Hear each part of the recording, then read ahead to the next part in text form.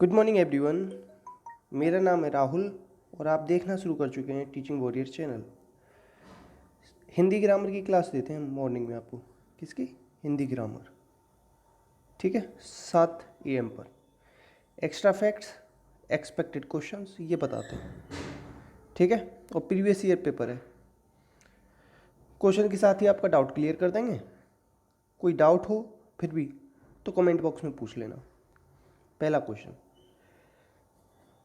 लिपि की आवश्यकता होती है। लिपि पता है क्या है?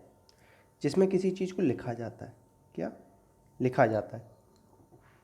तो आवश्यकता कहाँ होगी? भाषा लिखने में। आंसर क्या हो जाएगा? ए। बोलने में लिपि की कोई ज़रूरत नहीं, नहीं संकेतों में, तो तीनों तो वैसे भी नहीं होगा। ठीक है, आंसर क्या हो जाएगा? सी। सी हो जाएगा। वर्तमान हिंदी किस लिपि में लिखी जाती है? हमारी हिंदी किस लिपि में लिखी जाती है? देवनागरी में। और गुरुमुखी, और याद रख लो, बहुत पूछी जाती है, ये पंजाबी की लिपि है। और ये गुरुमुखी किससे रिलेटेड है? अंगद जी से रिलेटेड। पिछली बार मैंने अर्जुन जी बता दिया था ना, उसे करेक्ट कर लेना, अंगद जी है। ठीक है, नेक्स्ट, हिंदी का विकास, हिंदी का नहीं, हिंदी को विकास प्रदान करने वाली भाषा। हिंदी को विकास किसने प्रदान किया? हिंदी को विकास प्रदान किया अपभ्रंश ने। संस्कृत, पाली, प्राकृत, अपभ्रंश, और फिर आई आपकी हिंदी। बहुत सारे लोग इन दोनों के बीच में अबहट्ट भी बोलते हैं। अबहट्ट तो वो बोला भी जाता, कहीं कहीं नहीं भी बोला जाता, तो उससे उतना बड़ा फर्क नहीं पड़ेगा। तो आंसर क्या हो जाए? किसने विकास प्रदान किया? अपभ्रंश ने। ठीक है, नेक्स्ट, ब्रज भाषा का केंद्रीय क्षेत्र पूछ रहा है। अब देखो यहाँ ब्रज भाषा ही गलत लिखा हुआ है। शुद्ध अशुद्ध में बहुत पूछा जाता है। ब्रज भाषा, ब्रिज होता है, क्या होता है? ब्रिज। ब्रिज भाषा, री आएगा। क्या आएगा? री। री की मात्रा आएगी, रा की मात्रा नहीं आएगी, तो ब्रिज भाषा लिखते हैं, याद रखना। तो कहाँ बोली जाती है? मथुरा में बोली जाती है। ठीक है, आंसर हो जाएगा ये। नेक्स्ट, ब्रज हिंदी की किस उपभाषा के अंतर्गत आती है? देखो पूर्वी की तो मैंने बताई है, ABC ट्रिक बताई, अवधि बघेली छत्तीसगढ़ी। ठीक है, राजस्थानी की भी 4 है। तो ब्रज भाषा तो यूपी में बोली जाती है, राजस्थान में तो बोली नहीं जाती। तो किसकी है? पश्चिमी हिंदी की। और पश्चिमी हिंदी की कितनी बोलियाँ हैं? 5। कन्नौजी, ब्रजभाषा, हरियाणवी, बुंदेली, और एक आप बताओगे कौन सी रह गई। ठीक है, नेक्स्ट, कौन सी बोली बिहारी की नहीं है? देखो जयपुरी या ढूंढाड़ी ना, ये किसकी है? पूर्वी राजस्थान की। पूर्वी राजस्थान में बोली जाती है। मैथिली, मगही, भोजपुरी ये बिहारी की है। ठीक है, आंसर क्या हो जाएगा? ए। ए हो जाएगा आंसर। नेक्स्ट,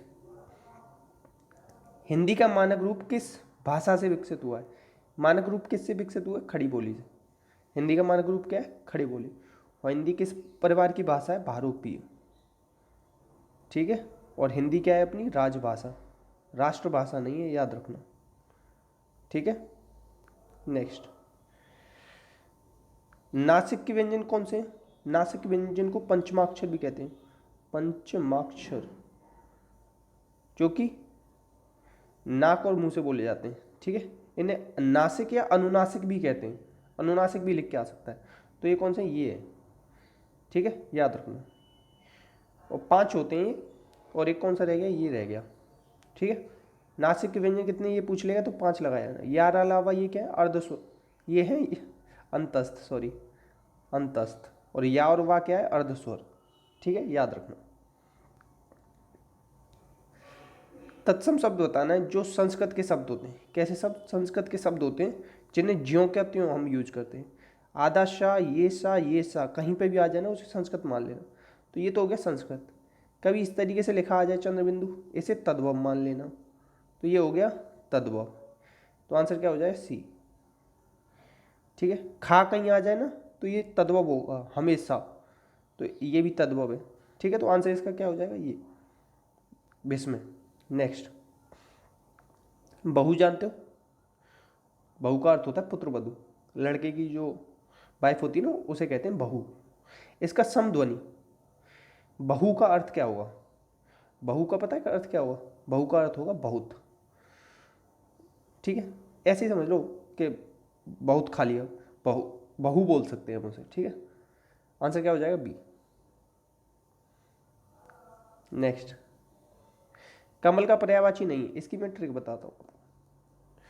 कमल जिसके भी पानी के पर्यायवाची, पानी के पर्यायवाची के पीछे जा लगा देना। देखो पंख, पंख छोड़ दो, जल, अंबु, तोय, ये सब क्या है, पानी के पर्यायवाची। इनके पीछे जा लगा देते हैं ना तो हम कमल के पर्यायवाची बन जाते हैं। जैसे ये बन गया, ये बन गया, ये। अब ये दा क्या है, बादल के पर्यायवाची है ये। पानी के पर्यायवाची के पीछे दा लगा दोगे तो बादल का पर्यायवाची बन जाएगा। समझ में ना आई, पेपर में कंफ्यूजन हो जाए ना तो ये देख लेना, इसके पीछे जा है, इसके है, इसके नहीं है ना तो इसे ही हटा देना। अगर तीन के पीछे दा हो, क्या हो, दा हो, और एक के पीछे जा हो तो उस जा वाले को हटा देना, अगर नहीं पूछा हो तो। ठीक है, या है पूछा हो उसी हिसाब से अपने अकॉर्डिंग देख लेना। कमल का क्या हो जाएगा, ये तीन हो जाएंगे, तो यद नहीं होगा। ये किसका है, बादल का है। ठीक है, और ऐसे भी याद रख लो, बादल में ना बीच में दा आता है, क्या आता है, दा, तो वही दा यहाँ लग रहा है, ऐसे याद रख लो, मैंने ऐसे किया। अच्छा एक चीज़ बताऊंगा, कभी भी हरिण, सर्प, मेघ, अलग अलग चीज़ें ना, ये अलग अलग पर्यायवाची दे दे आपको और पूछ ले किसके, तो हमेशा सारंग लगा के आना, हमेशा, क्योंकि सारंग के ना 50 से ज़्यादा पर्यायवाची हैं, अनेकार्थी हैं, सॉरी पर्यायवाची नहीं, अनेकार्थी। इसमें से एक वर्ण स्वर है। वर्ण कितने प्रकार के होते हैं, दो, स्वर और व्यंजन। तो इसमें क्या पूछा, स्वर। स्वर कितने होते हैं आपके, 11। तो आ क्या है, स्वर है। और ये कौन सा है, मूल स्वर है, अ ई उ री, 4 होते हैं मूल स्वर, याद रखना। नेक्स्ट, कनिष्ठिका और मध्यमा। कनिष्ठिका और मध्यमा समझ रहे हो कौन सी होगी, तो कनिष्ठिका और मध्यमा के बीच की उंगली कौन सी होती है, देखो मध्यमा तो समझ रहे हो बीच वाली, कनिष्ठिका समझ रहे हो छोटी, सबसे छोटी। तो इन दोनों के बीच की जो उंगली होती है ना उसे अनामिका कहते हैं, जिसमें अंगूठी पहनाई जाती है। क्या, अंगूठी, अंगूठी पहनाई जाती है ना शादी वाली।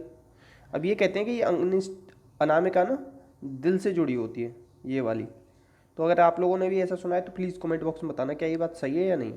ठीक है, नेक्स्ट, खेलना, खिलवाना किस प्रकार की क्रिया है, क्रिया 4 प्रकार की होती है, 4 नहीं 5-6 भी हो जाती है, ऐसे छोड़, इतना याद रखना कि कर्म के आधार पर 2 प्रकार की होती है, सकर्मक और अकर्मक। ठीक है, और बाकी आपसे क्रिया के ये नहीं पूछेगा, इस तरीके से क्वेश्चन पूछेगा पूरा।